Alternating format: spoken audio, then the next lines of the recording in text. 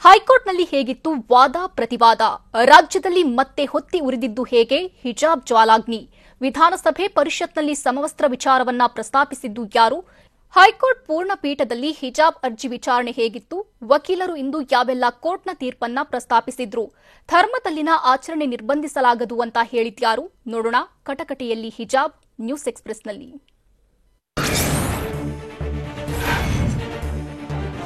ಹಿಜಾಬ್ ವಿವಾದದ ಅರ್ಜಿ ವಿಚಾರಣೆಯನ್ನ ಹೈಕೋರ್ಟ್ ತ್ರಿಸದಸ್ಯ ಪೀಠ ನಾಳೆ ಮಧ್ಯಾಹ್ನ 2:30ಕ್ಕೆ ಮುಂದೂಡಿದೆ. ಅರ್ಜಿದಾರರು ಮತ್ತು ಸರ್ಕಾರದ ಪರ ವಕೀಲರ ವಾದ ಪ್ರತಿವಾದ ಆಲಿಸಿದ ತ್ರಿಸದಸ್ಯ ಪೀಠ ಅರ್ಜಿ ವಿಚಾರಣೆ ಮುಂದೂಡಿದೆ. ಅರ್ಜಿದಾರರ ಪರ ವಕೀಲ ತಾಹಿರ್ ವಾದ ಮಂಡಿಸಿದ್ರು. ಉರ್ದು ಶಾಲೆಗಳಿಗೂ ಹಿಜಾಬ್ ಧರಿಸಲು ಅವಕಾಶ ನೀಡುತ್ತಿಲ್ಲ ಎಂದ್ರು. ಆಗ ಹೈಕೋರ್ಟ್ ಸಿಜೆ, ನೀವು ಈ ಸಂಬಂಧ ಯಾವುದೇ ಅರ್ಜಿ ಸಲ್ಲಿಸಿಲ್ಲ, ಸೂಕ್ತ ಅರ್ಜಿ ಸಲ್ಲಿಸುವಂತೆ ಸಲಹೆ ನೀಡಿದ್ರು.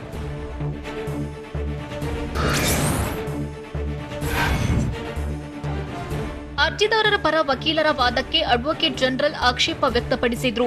ಉರ್ದು ಶಾಲೆಗಳಿಗೂ ಹಿಜಾಬ್ ಧರಿಸಲು ಅವಕಾಶ ನೀಡುತ್ತಿಲ್ಲ ಎಂದ ವಕೀಲರು, ಕೋರ್ಟ್ಗೆ ಸೂಕ್ತ ಅರ್ಜಿನೇ ಸಲ್ಲಿಸದೆ ವಾದ ಮಂಡಿಸುವುದು ಸರಿಯಲ್ಲ. ಅರ್ಜಿ ಸಲ್ಲಿಸಿದ್ರೆ ನಾವು ಅದಕ್ಕೆ ಆಕ್ಷೇಪ ಸಲ್ಲಿಸುತ್ತೇವೆ ಅಂತ ಎಜಿ ಪ್ರಭುಲಿಂಗ್ ನಾವ್ದಗಿ ಹೈಕೋರ್ಟ್ನಲ್ಲಿ ಆಕ್ಷೇಪ ವ್ಯಕ್ತಪಡಿಸಿದ್ರು.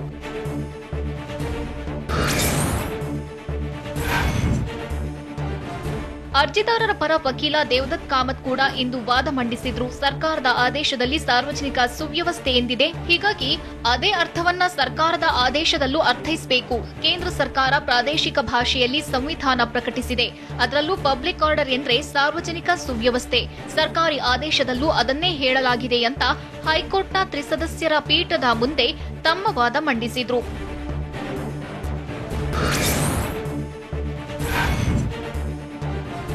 ಇಂದಿನ ವಾದ ಪ್ರತಿವಾದ ವೇಳೆ ಸರ್ದಾರ್ ಸಹಿದ್ನ ಸೈಫುದ್ದೀನ್ ಪ್ರಕರಣವನ್ನ ಅರ್ಜಿದಾರರ ಪರ ವಕೀಲ ದೇವದತ್ ಕಾಮತ್ ಉಲ್ಲೇಖಿಸಿದ್ರು. ಬೋಹ್ರಾ ಸಮುದಾಯದ ಸಂಪ್ರದಾಯಕ್ಕೆ ಸಂಬಂಧಿಸಿದ ವಿಚಾರ ಇದಾಗಿದೆ. ಸಮುದಾಯದ ಮುಖ್ಯಸ್ಥ ಬೇರೆ ವ್ಯಕ್ತಿಗಳನ್ನ ಹೊರಗಿಡಲು ಅವಕಾಶವಿತ್ತು. ಬಾಂಬೆ ಸರ್ಕಾರ ಇದನ್ನ ಪ್ರತಿಬಂಧಿಸಿ ಆದೇಶ ಹೊರಡಿಸಿತ್ತು. ಆದರೆ ಹೈಕೋರ್ಟ್ ಸರ್ಕಾರದ ಆದೇಶ ರದ್ದುಪಡಿಸಿತ್ತು. ಧರ್ಮದ ಅತ್ಯಗತ್ಯ ಭಾಗವಾಗಿದ್ರೆ ಉಲ್ಲಂಘನೆಯಲ್ಲವೆಂದು ಕೋರ್ಟ್ ತೀರ್ಪು ನೀಡಿತ್ತು. ಸಾರ್ವಜನಿಕ ಸುವ್ಯವಸ್ಥೆ ಅಡಿ ಕ್ರಮ ಜರುಗಿಸಲು ಸರ್ಕಾರಕ್ಕೆ ಪರಮಾಧಿಕಾರ ಇಲ್ಲ ಅಂತಾನೂ ವಾದ ಮಂಡಿಸಿದ್ರು.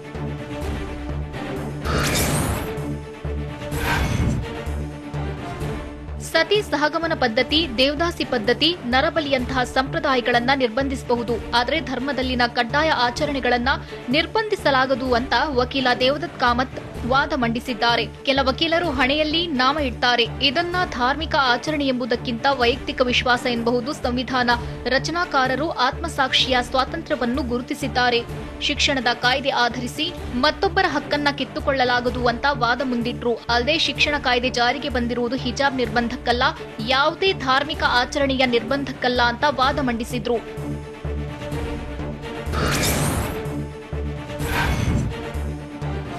ಕೆಲ ಸಂಪ್ರದಾಯಗಳನ್ನ ವೇದ ಉಪನಿಷತ್ಗಳಲ್ಲಿ ನಿಗದಿಪಡಿಸಿರಬಹುದು. ಅಂತಹ ಸಂಪ್ರದಾಯಗಳನ್ನ ಕೋರ್ಟ್ ರಕ್ಷಿಸಬೇಕು ಅಂತ ಅರ್ಜಿದಾರರ ಪರ ವಕೀಲರು ವಾದ ಮುಂದಿಟ್ರು. ಅಲ್ಲದೆ ದಕ್ಷಿಣ ಆಫ್ರಿಕಾ ಕೋರ್ಟ್ ತೀರ್ಪು ಉಲ್ಲೇಖಿಸಿದ ದೇವದತ್ ಕಾಮತ್, ರಸ್ತಾಫಾರಿಯನ್ ಸಂಪ್ರದಾಯಸ್ಥರಲ್ಲಿ ಕೂದಲು ಗಂಟು ಮಾಡುವ ಅಭ್ಯಾಸ ಇದೆ.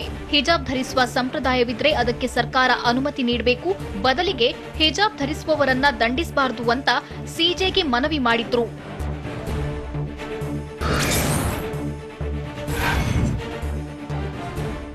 ದಕ್ಷಿಣ ಆಫ್ರಿಕಾದ ಶಾಲೆಯೊಂದರ ತೀರ್ಪನ್ನ ದೇವದತ್ ಕಾಮತ್ ತಮ್ಮ ವಾದದಲ್ಲಿ ಉಲ್ಲೇಖಿಸಿದ್ರು. ಭಾರತದ ವಿದ್ಯಾರ್ಥಿನಿಯೊಬ್ಬಳು ಮೂಗುಬಟ್ಟು ಇಟ್ಟು ದಕ್ಷಿಣ ಆಫ್ರಿಕಾದಲ್ಲಿ ಶಾಲೆಗೆ ತೆರಳಿದ್ಲು. ಶಾಲೆ ಆಡಳಿತ ಮಂಡಳಿ ಇದಕ್ಕೆ ಅಡ್ಡಿಪಡಿಸಿತ್ತು. ಇದಕ್ಕೆ ಅನುಮತಿ ನೀಡಿದ್ರೆ ಭಯಾನಕ ಮೆರವಣಿಗೆ ಆಗುತ್ತೆ ಅಂತ ಶಾಲೆ ಆಲೋಚನೆ ಮಾಡಿತ್ತು. ಇದನ್ನ ಪ್ರಶ್ನಿಸಿ ದಕ್ಷಿಣ ಆಫ್ರಿಕಾ ಕೋರ್ಟ್ಗೆ ಅರ್ಜಿ ಸಲ್ಲಿಸಿದಾಗ 200 ಪುಟಗಳ ತೀರ್ಪು ನೀಡಿತ್ತು. ಈ ವೇಳೆ ಶಾಲೆಯಿಂದ ಹೊರಗೆ ಮೂಗುಬಟ್ಟು ಧರಿಸಬಹುದೆಂದು ಶಾಲೆ ವಾದಿಸಿತ್ತು ಅಂತ ಅರ್ಜಿದಾರರ ಪರ ವಕೀಲರು ತಿಳಿಸಿದ್ರು.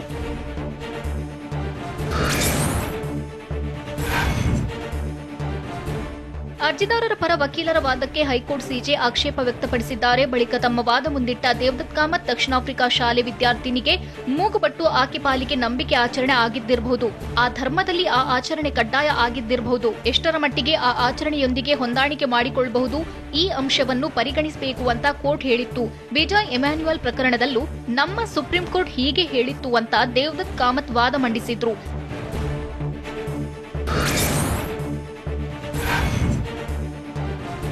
ಇಂದು ಅರ್ಜಿದಾರರ ಪರ ವಕೀಲ ರವಿವರ್ಮ ಕುಮಾರ್ ವಾದ ಮಂಡಿಸಿದ್ರು. ಸರ್ಕಾರದ ಸಮವಸ್ತ್ರ ಆದೇಶ ಓದಿದ ರವಿವರ್ಮ ಕುಮಾರ್, ಉನ್ನತ ಸಮಿತಿಯ ವರದಿ ಬರುವವರೆಗೂ ಈಗಿರುವಂತೆ ಸಮವಸ್ತ್ರ ಪಾಲಿಸಲು ಸೂಚಿಸಿದೆ. ಸಮವಸ್ತ್ರ ಕುರಿತು ಇನ್ನೂ ತೀರ್ಮಾನ ತೆಗೆದುಕೊಂಡಿಲ್ಲ. ಸರ್ಕಾರ ಯಾವುದೇ ಸಮವಸ್ತ್ರ ಸಂಹಿತೆ ರೂಪಿಸಿಲ್ಲ. ಹೀಗಾಗಿ ಹಿಜಾಬ್ ಧರಿಸಲು ಯಾವುದೇ ನಿರ್ಬಂಧ ಇಲ್ಲ. ಸಮವಸ್ತ್ರ ಸಂಹಿತೆ ರಚಿಸದೆ ಸಮವಸ್ತ್ರಕ್ಕೆ ಸೂಚಿಸುವುದು ಸರಿಯಲ್ಲ ಅಂತ ಹೇಳಿದ್ರು.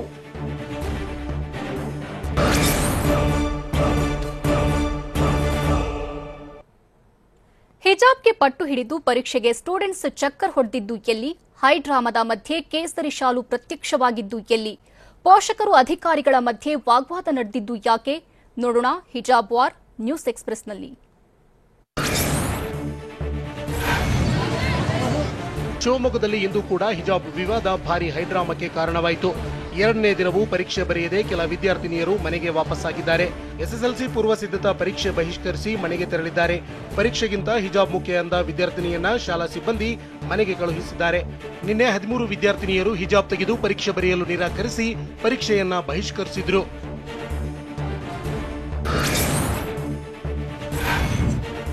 ಶಿವಮೊಗ್ಗದ ಸ್ಕೂಲ್ನಲ್ಲಿ ಇಂದು ಕೂಡ ಹಿಜಾಬ್ ವಾರ್ ತಾರಕಕ್ಕೇರಿದೆ. ನಮಗೆ ಪರೀಕ್ಷೆಗೆ ಕೂರಿಸದಿದ್ರೂ ಬೇಡ, ಮನೆಗೆ ಹೋಗ್ತೀವಿ, ಏನಾಗುತ್ತೆ ನೋಡೇ ಬಿಡೋಣ ಅಂತ ವಿದ್ಯಾರ್ಥಿನಿ ಗರಂ ಆಗಿದ್ದಾಳೆ. ನಾವು ಹಿಜಾಬ್ ತೆಗೆಯೋದಿಲ್ಲ, ಪೋಷಕರು ಹಿಜಾಬ್ ತೆಗೆಯಬೇಡ ಎಂದಿದ್ದಾರೆ. ನಾವು ಹಿಜಾಬ್ ತೆಗೆಯೋದಿಲ್ಲ ಅಂದ್ರೆ ತೆಗೆಯೋದಿಲ್ಲ, ನಾವು ಎಕ್ಸಾಮ್ ಬರೆದಿಲ್ಲ ಅಂದ್ರೂ ಪರವಾಗಿಲ್ಲ ಅಂತ ವಿದ್ಯಾರ್ಥಿನಿ ಹೇಳಿದ್ದಾಳೆ.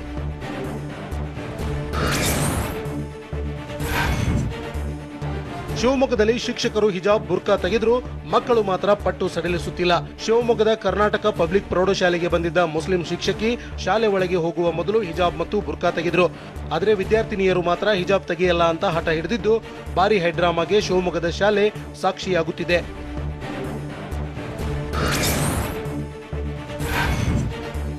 ಹಿಜಾಬ್ ವಿವಾದ ಚಿಕ್ಕಮಗಳೂರಲ್ಲಿ ಭಾರಿ ಹೈಡ್ರಾಮಾಕ್ಕೆ ಕಾರಣವಾಯಿತು. ಇಂದಾವರ ಗ್ರಾಮದಲ್ಲಿ ನಮಗೆ ಪರೀಕ್ಷೆ ಬೇಡ, ಆದ್ರೆ ಹಿಜಾಬ್ ಬೇಕು ಅಂತ 25 ವಿದ್ಯಾರ್ಥಿನಿಯರು ಪರೀಕ್ಷೆ ಬಹಿಷ್ಕರಿಸಿದ್ದಾರೆ. ಪರೀಕ್ಷೆ ಬಿಟ್ಟು ಪೋಷಕರ ಜೊತೆ ಶಾಲೆಯ ಹೊರಗೆ ನಿಂತ ವಿದ್ಯಾರ್ಥಿನಿಯರು ಎಕ್ಸಾಮ್ ಬಿಡ್ತೀವಿ, ಹಿಜಾಬ್ ತೆಗೆಯಲ್ಲವೆಂದು ಪೆಟ್ಟು ಹಿಡಿದಿದ್ರು.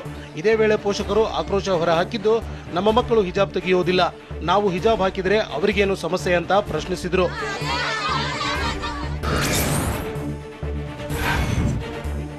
ಚಿಕ್ಕಮಗಳೂರಿನ ಇಂದಾವರದಲ್ಲಿ ಭಾರಿ ಜಟಾಪಟಿ ನಡೆಯಿತು. ಹಿಜಾಬ್ ತೆಗೆಯಲ್ಲವೆಂದು ಪಟ್ಟು ಹಿಡಿದ ವಿದ್ಯಾರ್ಥಿಗಳನ್ನ ಶಿಕ್ಷಕರು ಹೊರಗೆ ಕಳಿಸಿದ್ರು. ಈ ವೇಳೆ ಖಾಕಿ ಭದ್ರತೆ ಇದ್ರೂ ಪೋಷಕರು ಮಕ್ಕಳನ್ನ ಶಾಲೆಯ ಒಳಗಡೆ ಕಳುಹಿಸಿದ್ರು. ಹಿಜಾಬ್ ಧರಿಸಿಯೇ ವಿದ್ಯಾರ್ಥಿಗಳು ತರಗತಿ ಪ್ರವೇಶಿಸಿದ್ರು.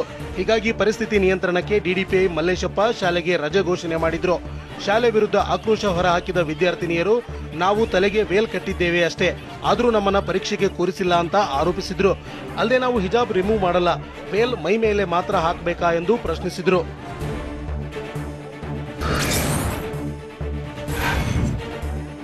ಚಿಕ್ಕಮಗಳೂರಿನ ಇಂದಾವರದಲ್ಲಿ ಹಿಜಾಬ್ ಹೈಡ್ರಾಮಾದ ನಡುವೆ ಕೇಸರಿ ಶಾಲು ಕೂಡ ಪ್ರತ್ಯಕ್ಷವಾಗಿತ್ತು. ಪೋಷಕರು ಶಾಲಾ ಆಡಳಿತ ಮಂಡಳಿ ಮಧ್ಯೆ ಜಟಾಪಟಿ ನಡೆದಿದ್ದು, ಈ ಮಧ್ಯೆ ವಿದ್ಯಾರ್ಥಿಯೊಬ್ಬ ಬ್ಯಾಗಿನಿಂದ ಕೇಸರಿ ಶಾಲು ತೆಗೆದು ಕೈಯಲ್ಲಿ ಹಿಡಿದುಕೊಂಡಿದ್ದ.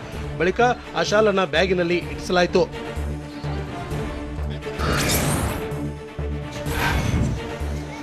ರಾಯಚೂರಿನಲ್ಲಿ ಶಿಕ್ಷಕರು, ಅಲ್ಪಸಂಖ್ಯಾತ ಇಲಾಖೆ ಅಧಿಕಾರಿಗಳ ಜೊತೆ ಪೋಷಕರು ಹಿಜಾಬ್ ಕುರಿತು ವಾಗ್ವಾದ ನಡೆಸಿದ್ದಾರೆ. ನಗರದ ಮೌಲಾನಾ ಆಜಾದ್ ಆಂಗ್ಲ ಮಾಧ್ಯಮ ಶಾಲೆಯಲ್ಲಿ ಘಟನೆ ನಡೆದಿದೆ. ಕೋರ್ಟ್ ಆದೇಶ ಬರುವವರೆಗೂ ಹಿಜಾಬ್ ಇರಲಿ, ಆದೇಶ ನೀಡಿದ ಬಳಿಕ ಅದರಂತೆ ನಡೆದುಕೊಳ್ಳುತ್ತೇವೆ ಅಂತ ಟಿವಿ9ಗೆ ಪೋಷಕರು ಹೇಳಿದ್ದಾರೆ. ಮಕ್ಕಳ ಮನಸ್ಸಿನಲ್ಲಿ ವಿಷ ಬೀಜ ಬಿತ್ತುವುದು ಬೇಡ, ಕೋರ್ಟ್ ಆದೇಶದಂತೆ ನಾವು ಫಾಲೋ ಮಾಡ್ತೇವೆ ಅಂತ ಹೇಳಿದ್ದಾರೆ.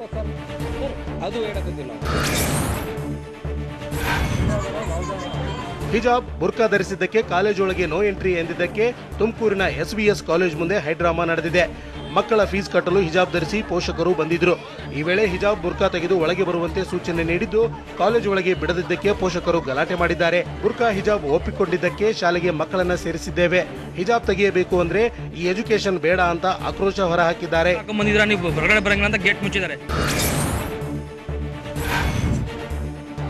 ಹಿಜಾಬ್ ತೆಗೆಯಲು ವಿರೋಧಿಸಿ ಕಲಬುರಗಿಯಲ್ಲಿ ಮಕ್ಕಳು ಶಾಲೆಗೆ ಬಂದೇ ಇರಲಿಲ್ಲ. ಜಗತ್ ಬಡಾವಣೆಯ ಸರ್ಕಾರಿ ಬಾಲಕಿಯರ ಉರ್ದು ಪ್ರೌಢಶಾಲೆ ಖಾಲಿಯಾಗಿತ್ತು. ಉರ್ದು ಶಾಲೆಯ 80 ಮಕ್ಕಳು ತರಗತಿಗೆ ಗೈರಾಗಿದ್ರು. ಹಿಜಾಬ್ಗೆ ಅವಕಾಶ ನೀಡದಿದ್ದಕ್ಕೆ ಇವತ್ತು ಪರೀಕ್ಷೆ ಇದ್ರೂ ಮಕ್ಕಳು ಶಾಲೆಗೆ ಬಂದಿರಲಿಲ್ಲ. ಹೀಗಾಗಿ ಶಿಕ್ಷಕಿ ಆನ್ಲೈನ್ನಲ್ಲಿ ಮಕ್ಕಳಿಗೆ ಪಾಠ ಮಾಡಿದ್ರು.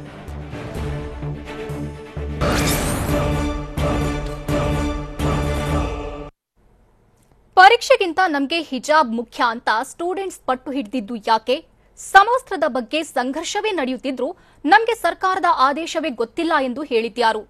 ಶಾಲೆಯಲ್ಲಿ ಒಬ್ಬಳೇ ವಿದ್ಯಾರ್ಥಿನಿಗೆ ಪಾಠ ಮಾಡಿದ್ದು ಎಲ್ಲಿ? ಇದೆಲ್ಲವನ್ನು ನೋಡೋಣ ಸಮವಸ್ತ್ರ ಸಮರ ನ್ಯೂಸ್ ಎಕ್ಸ್‌ಪ್ರೆಸ್‌ನಲ್ಲಿ.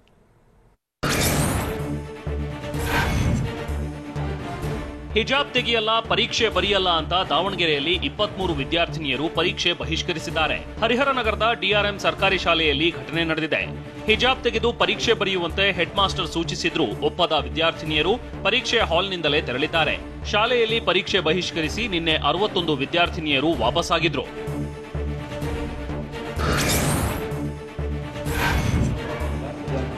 ಮಂಡ್ಯದಲ್ಲಿ ಪರೀಕ್ಷೆಗಿಂತ ನಮಗೆ ಹಿಜಾಬ್ ಮುಖ್ಯ ಅಂತ ಹೇಳಿ ತಂದೆಯೊಬ್ಬರು ಮಗಳನ್ನ ಶಾಲೆಯಿಂದ ವಾಪಸ್ ಕರೆದೊಯ್ದಿದ್ದಾರೆ. ಮಂಡ್ಯದ ಗೌಸಿಯಾ ಶಾಲೆಗೆ ಮಗಳನ್ನ ಶಾಲೆಗೆ ಕರೆದುಕೊಂಡು ಬಂದಿದ್ದಾಗ ಹಿಜಾಬ್ ತೆಗೆಯುವಂತೆ ಶಿಕ್ಷಕರು ಸೂಚನೆ ನೀಡಿದ್ದಾರೆ. ಹೀಗಾಗಿ ಹಿಜಾಬ್ ತೆಗೆಯಲ್ಲ, ನಮಗೆ ಶಾಲೆ ಬೇಡ ಎಂದ ತಂದೆ ಮಗಳನ್ನ ಮರಳಿ ಕರೆದುಕೊಂಡು ಹೋದ್ರು. ಅಲ್ಲದೆ ಕೋರ್ಟ್ನಲ್ಲಿ ಅಂತಿಮ ತೀರ್ಪು ಬರೋವರೆಗೂ ಶಾಲೆಗೆ ಕಳುಹಿಸಲ್ಲ ಅಂತ ಪಟ್ಟು ಹಿಡಿದಿದ್ದಾರೆ.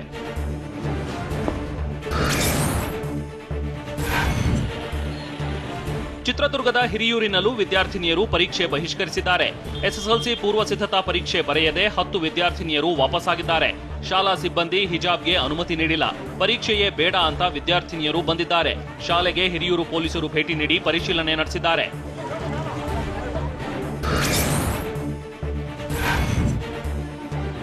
ರಾಜ್ಯದ ಹಲವೆಡೆ ಹಿಜಾಬ್ ವಿವಾದ ರಾದ್ಧಾಂತ ಸೃಷ್ಟಿಸಿದೆ. ಆದರೆ ಬೆಂಗಳೂರಿನ ಕುರುಬರಹಳ್ಳಿಯ ಉರ್ದು ಹಿರಿಯ ಪ್ರಾಥಮಿಕ ಶಾಲೆಯಲ್ಲಿ ಕೋರ್ಟ್ ಆದೇಶದ ಬಗ್ಗೆ ಗೊತ್ತೇ ಇಲ್ವಂತೆ. ಸಮವಸ್ತ್ರ ರೂಲ್ಸ್ ಬಗ್ಗೆ ಇನ್ನೂ ಮಾಹಿತಿ ತಲುಪಿಲ್ಲ. ಶಾಲೆಯಲ್ಲಿ ಮೊದಲಿನಿಂದಲೂ ಹಿಜಾಬ್ ಧರಿಸುತ್ತಿದ್ದಾರೆ ಅಂತ ಶಿಕ್ಷಕಿ ಹೇಳಿದ್ದಾರೆ. ತರಗತಿಯಲ್ಲಿ ಹಿಜಾಬ್ ಧರಿಸಿಯೇ ಕುಳಿತು ವಿದ್ಯಾರ್ಥಿಗಳು ಪಾಠ ಕೇಳಿದ್ದಾರೆ.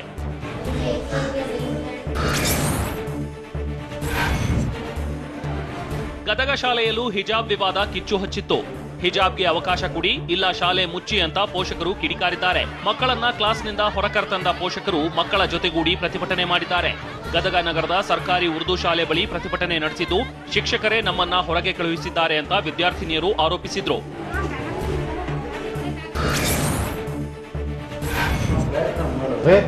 ಹಿಜಾಬ್ ತೆಗೆದು ಪರೀಕ್ಷೆ ಬರೆಯಲು ನಿರಾಕರಿಸಿದ ವಿದ್ಯಾರ್ಥಿನಿ ಕೊನೆಗೆ ಪೋಷಕರು ಮತ್ತು ಶಿಕ್ಷಕರ ಸಲಹೆಯಂತೆ ಪರೀಕ್ಷೆ ಬರೆದಿದ್ದಾಳೆ. ದಾವಣಗೆರೆ ನಗರದ ರಾಜನಹಳ್ಳಿ ಸೀತಮ್ಮ ಶಾಲೆಯ ವಿದ್ಯಾರ್ಥಿನಿ ಹಿಜಾಬ್ ತೆಗೆದು ಪರೀಕ್ಷೆಗೆ ಹಾಜರಾಗಲು ನಿರಾಕರಿಸಿದ್ಲು. ಹೀಗಾಗಿ ಶಾಲೆಗೆ ಬಂದ ಪೋಷಕರ ಜೊತೆ ಶಿಕ್ಷಕರು ಮಾತುಕತೆ ನಡೆಸಿದ್ರು. ಬಳಿಕ ಹಿಜಾಬ್ ತೆಗೆದು ಪರೀಕ್ಷೆ ಬರೆದಿದ್ದಾಳೆ.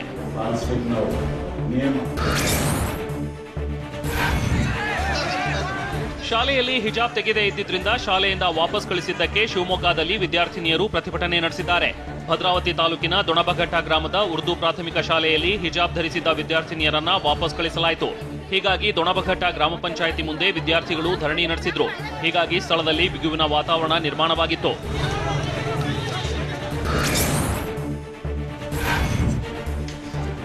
ಮಂಡ್ಯದಲ್ಲಿ ಉಪನ್ಯಾಸಕಿಯೇ ಶಾಲೆಗೆ ಹಿಜಾಬ್ ಧರಿಸಿ ಬಂದಿದ್ರು. ಶ್ರೀರಂಗಪಟ್ಟಣದ ಜೂನಿಯರ್ ಕಾಲೇಜಿನಲ್ಲಿ ಶಿಕ್ಷಕಿಯೊಬ್ಬರು ಹಿಜಾಬ್ ಧರಿಸಿ ಕಾಲೇಜಿಗೆ ಆಗಮಿಸಿದ್ರು. ಕಾಲೇಜಿನ ಸ್ಟಾಫ್ ರೂಂನಲ್ಲಿ ಕುಳಿತಿದ್ದ ಉಪನ್ಯಾಸಕಿ ವಿರುದ್ಧ ಸಾರ್ವಜನಿಕರು ಕಿಡಿಕಾರಿದ್ರು. ಸಾರ್ವಜನಿಕರು ಪ್ರಶ್ನೆ ಮಾಡುತ್ತಿದ್ದಂತೆ ಉಪನ್ಯಾಸಕಿ ಹಿಜಾಬ್ ತೆಗೆದ್ರು.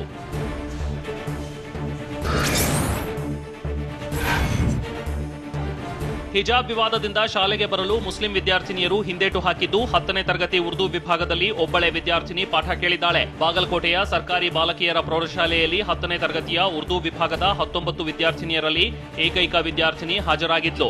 ಉಳಿದಂತೆ 8 ಮತ್ತು 9ನೇ ತರಗತಿಗೆ ಎಂದಿನಂತೆ ಮುಸ್ಲಿಂ ವಿದ್ಯಾರ್ಥಿನಿಯರು ಹಾಜರಾಗಿದ್ರು.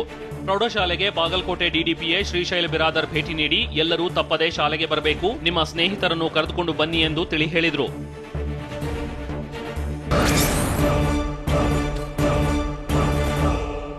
ಶಾಲೆ ಮುಂದೆ ವಿದ್ಯಾರ್ಥಿಗಳ ಧರಣಿ ಹೇಗಿತ್ತು? ವಿವಾದದ ಮಧ್ಯೆ ವಿದ್ಯಾರ್ಥಿನಿ ಆಡಿದ ಅದ್ಭುತ ಮಾತು ಏನು? ವಿವಾದದ ಹಿಂದೆ ಕಾಂಗ್ರೆಸ್ ಕೈವಾಡವಿದೆ ಅಂತ ಆರೋಪಿಸಿದ್ದು ಯಾರು? ನೋಡೋಣ ವಸ್ತ್ರ ಸಂಘರ್ಷ ನ್ಯೂಸ್ ಎಕ್ಸ್‌ಪ್ರೆಸ್‌ನಲ್ಲಿ.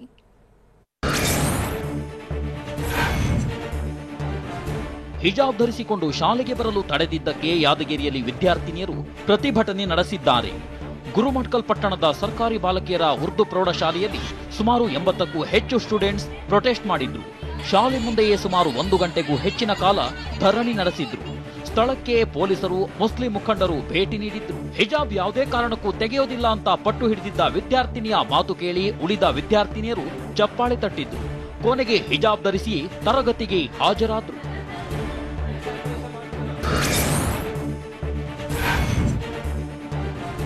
ಹಿಜಾಬ್ ವಿಚಾರಕ್ಕೆ ಪರೀಕ್ಷೆ ಬಿಡಬಾರದು, ನಮಗೆ ಹಿಜಾಬ್ ಮುಖ್ಯ, ಆದ್ರೆ ಕ್ಲಾಸ್ನಲ್ಲಿ ತೆಗೆಯುತ್ತೇವೆ ಅಂತ ಯಾದಗಿರಿಯಲ್ಲಿ ಮುಸ್ಲಿಂ ವಿದ್ಯಾರ್ಥಿನಿ ಹೇಳಿದ್ದಾಳೆ. ನಗರದ ಉರ್ದು ಪ್ರೌಢಶಾಲೆಯ 10ನೇ ತರಗತಿಯ ವಿದ್ಯಾರ್ಥಿನಿ ಸಾನಿಯಾ ಮಿರ್ಜಾ, ನಾವು ಶಾಲೆಯವರೆಗೂ ಹಿಜಾಬ್ ಧರಿಸಿಯೇ ಬರ್ತೀವಿ, ತರಗತಿಯಲ್ಲಿ ಹಿಜಾಬ್ ತೆಗೆದು ಕುಳಿತುಕೊಳ್ತೀವಿ, ಹಿಜಾಬ್ ವಿಚಾರಕ್ಕೆ ತರಗತಿ ತಪ್ಪಿಸೋದು ಸರಿಯಲ್ಲ ಎಂದು ತಿಳಿಸಿದ್ದಾಳೆ.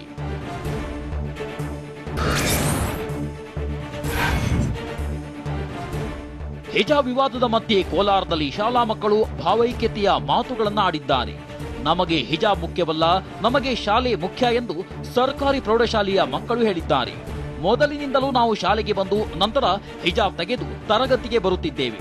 ನಮಗೆ ಹಿಂದೂ ಮುಸ್ಲಿಂ ಅನ್ನೋ ಭೇದ ಭಾವ ಇಲ್ಲ, ನಾವೆಲ್ಲರೂ ಒಂದೇ ಎಂದು ವಿದ್ಯಾರ್ಥಿನಿಯರು ತಿಳಿಸಿದ್ದಾರೆ.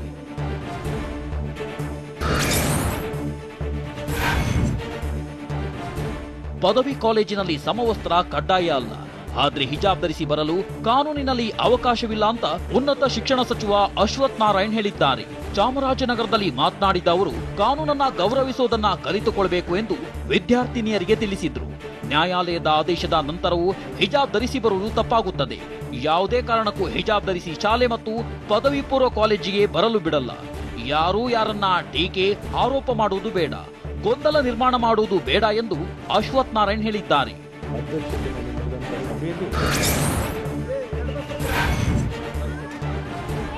ಹಿಜಾಬ್ ವಿಚಾರವಾಗಿ ಗಲಾಟೆಯಾಗಬಾರದಿತ್ತು, ವಸ್ತ್ರ ಸಂಹಿತೆಯನ್ನ ಎಲ್ಲರೂ ಪಾಲನೆ ಮಾಡಬೇಕು ಅಂತ ಹುಬ್ಬಳ್ಳಿಯಲ್ಲಿ ಕೇಂದ್ರ ಸಚಿವ ಪ್ರಹ್ಲಾದ್ ಜೋಶಿ ಹೇಳಿದ್ದಾರೆ. ಪಟ್ಟಭದ್ರ ರಾಜಕೀಯ ಶಕ್ತಿಗಳು ಮಕ್ಕಳಿಗೆ ಕುಮ್ಮಕ್ಕು ನೀಡ್ತಿವೆ. ಭಾರತದಲ್ಲಿ ಒಂದು ಸಂಸ್ಕೃತಿ ಇದೆ. ಹಿಜಾಬ್ ವಿವಾದದ ಹಿಂದೆ ಕಾಂಗ್ರೆಸ್ ಪಕ್ಷದ ಕೈವಾಡವಿದೆ ಎಂದು ಪ್ರಹ್ಲಾದ್ ಜೋಶಿ ಆರೋಪಿಸಿದ್ದಾರೆ. ಒಂದು ಶಬ್ದವನ್ನು ಬಳಸಿದ್ದಾರೆ. ಆ ಶಬ್ದ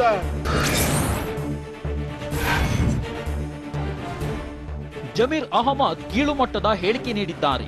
ಒಬ್ಬ ಶಾಸಕನಾಗಿ ಕೀಳುಮಟ್ಟದ ಹೇಳಿಕೆ ನೀಡಬಾರದು ಅಂತ ಕೇಂದ್ರ ಸಚಿವ ಪ್ರಹ್ಲಾದ್ ಜೋಶಿ ಕಿಡಿಕಾರಿದ್ದಾರೆ. ಹಿಜಾಬ್ ವಿಚಾರದಲ್ಲಿ ಕಾಂಗ್ರೆಸ್ ತನ್ನ ನಿಲುವು ತಿಳಿಸಲಿ. ಕಾಂಗ್ರೆಸ್ ತುಷ್ಟೀಕರಣ ರಾಜಕೀಯದಿಂದ ಪಾಕಿಸ್ತಾನ ನಿರ್ಮಾಣವಾಗಿದೆ. ಹಿಜಾಬ್ ವಿಚಾರದಲ್ಲಿ ಯಾರೇ ಪ್ರತಿಭಟನೆ ಮಾಡಿದ್ರೂ ಬಂಧಿಸಲಿ. ಶಾಲೆ ಕಾಲೇಜು ವಿರುದ್ಧ ಧರಣಿ ಮಾಡಿದ್ರೆ ಕ್ರಮ ಕೈಗೊಳ್ಳಲಿ.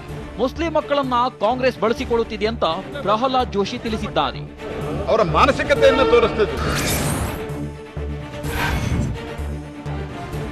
ಕೋರ್ಟ್ ಮಧ್ಯಂತರ ಆದೇಶವನ್ನ ಎಲ್ಲರೂ ಪಾಲಿಸಬೇಕು, ಪಾಲಿಸದಿದ್ರೆ ಅವರ ಅಜೆಂಡಾ ಬೇರೆನೇ ಇದೆ ಎಂದರ್ಥ ಅಂತ ಬಿಜೆಪಿ ರಾಷ್ಟ್ರೀಯ ಪ್ರಧಾನ ಕಾರ್ಯದರ್ಶಿ ಸಿಟಿ ರವಿ ಹೇಳಿದ್ದಾರೆ.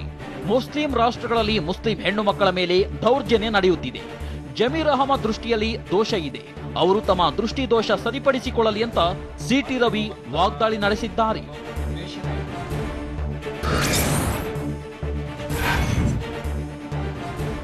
ಶಾಲಾ ಕಾಲೇಜುಗಳಲ್ಲಿ ಹಿಜಾಬ್ ವಿವಾದ ದುರಾದೃಷ್ಟಕರ ಅಂತ ರಾಜ್ಯ ಬಿಜೆಪಿ ಉಪಾಧ್ಯಕ್ಷ ಬಿವೈ ವಿಜಯೇಂದ್ರ ಹೇಳಿದ್ದಾರೆ. ರಾಮನಗರ ಜಿಲ್ಲೆ ಮಾಗಡಿ ತಾಲೂಕಿನ ವೀರಾಪುರದಲ್ಲಿ ಮಾತನಾಡಿದ ವಿಜಯೇಂದ್ರ, ವಿದ್ಯಾರ್ಥಿಗಳ ಮನಸ್ಸು ಹಾಳು ಮಾಡುವುದು ಸರಿಯಲ್ಲ. ಹಿಜಾಬ್ ವಿಚಾರದಲ್ಲಿ ಕಾಂಗ್ರೆಸ್ ರಾಜಕೀಯ ಬೆರೆಸ್ತಿದೆ ಅಂತ ಆರೋಪಿಸಿದ್ರು. ಈಗಾಗಲೇ ಸಾಕಷ್ಟು ಚರ್ಚೆಗಳು ಆಗಿದೆ. ಹಿಜಾಬ್ ವಿವಾದ ಪೂರ್ವ ಯೋಜಿತವಾಗಿದೆ ಅಂತ ಆರ್ಎಸ್ಎಸ್ ಮುಖಂಡ ಕಲ್ಲಡ್ಕ ಪ್ರಭಾಕರ್ ಭಟ್ ಆರೋಪಿಸಿದ್ದಾರೆ. ಹಿಜಾಬ್ ಹಿಂದೆ ಕೆಲ ಸಂಘಟನೆಗಳ ಷಡ್ಯಂತ್ರವಿದೆ, ಈ ಬಗ್ಗೆ ಐಎನ್ಎ ತನಿಖೆ ಆಗಬೇಕೆಂದು ಬೆಂಗಳೂರಿನಲ್ಲಿ ಕಲ್ಲಡ್ಕ ಪ್ರಭಾಕರ್ ಭಟ್ ಒತ್ತಾಯಿಸಿದ್ದಾರೆ. ಅಲ್ಲದೆ ಅರಬ್ ರಾಷ್ಟ್ರಗಳಲ್ಲಿ ಅತ್ಯಾಚಾರ ನಡೆಯುತ್ತೆಂದು ಮುಸ್ಲಿಂ ಪುರುಷರಿಂದ ರಕ್ಷಣೆಗಾಗಿ ಬುರ್ಕಾ ಹಾಕುತ್ತಾರೆಂದು ಹೇಳಿದ್ದಾರೆ. ದುರ್ಬಲರನ್ನಾಗಿ, ಹೇಡಿಗಳನ್ನಾಗಿ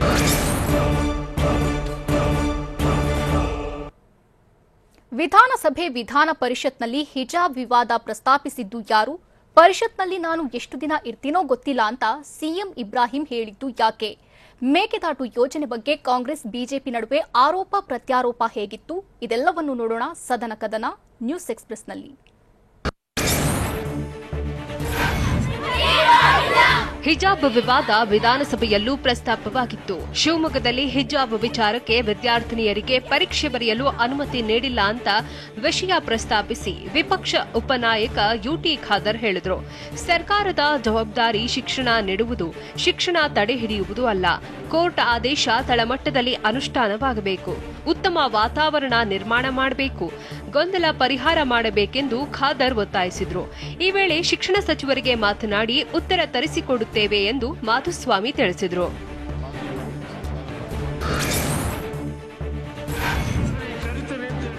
ಪರಿಷತ್ ಶೂನ್ಯ ವೇಳೆಯಲ್ಲಿ ಹಿಜಾಬ್ ಬಗ್ಗೆ ಪ್ರಸ್ತಾಪಿಸಲು ಸಿಎಂ ಇಬ್ರಾಹಿಂ ಯತ್ನಿಸಿದ್ರು. ಆದರೆ ಶೂನ್ಯ ವೇಳೆಯಲ್ಲಿ ಪ್ರಸ್ತಾಪಕ್ಕೆ ಸಭಾಪತಿ ಅವಕಾಶ ಕೊಡಲಿಲ್ಲ. ಈ ವೇಳೆ ಯಾಕೆ ತಾರತಮ್ಯ ಮಾಡ್ತಿದ್ದೀರಿ ಎಂದು ಸಿಟ್ಟಿಗೆದ್ದ ಇಬ್ರಾಹಿಂ, ಸೆನ್ಸೇಷನ್ ಕ್ರಿಯೇಟ್ ಆಗುತ್ತೆ ಅಂತ ಅವಕಾಶ ಕೊಡ್ತಿಲ್ವಾ? ವಿಷಯ ಪ್ರಸ್ತಾಪಕ್ಕೆ ನಾಳೆ ಅವಕಾಶ ಕೊಡ್ತಿರೋ ನಾಡಿತ್ತೋ ಅಂತ ಪ್ರಶ್ನಿಸಿದ್ರು. ಪರಿಷತ್ನಲ್ಲಿ ನಾನು ಎಷ್ಟು ದಿನ ಇರ್ತೀನೋ ಗೊತ್ತಿಲ್ಲ, ನಾನು ಇದ್ದಾಗಲೇ ಹಿಜಾಬ್ ಬಗ್ಗೆ ಮಾತನಾಡಬೇಕು ಎಂದು ಹೇಳಿದ್ರು. ಕೊನೆಗೆ ಸಿಟ್ಟಿಗೆದ್ದು ಕಲಾಪದಿಂದ ಹೊರನಡೆದ್ರು.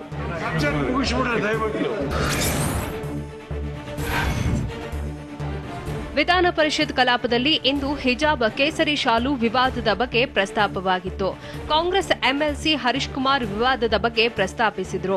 ರಾಜ್ಯದ ವಿದ್ಯಾಲಯಗಳಲ್ಲಿ ರಾಜಕೀಯ ಬರುತ್ತಿದೆ, ಹಿಜಾಬ್ ಕೇಸರಿ ಶಾಲು ಅಂತ ಗಲಾಟೆಯಾಗ್ತಿದೆ, ಕೆಂಪುಕೋಟೆ ಮೇಲೆ ಕೇಸರಿ ಬಾವುಟ ಹಾರಿಸುತ್ತೇವೆ ಅಂತಾರೆ.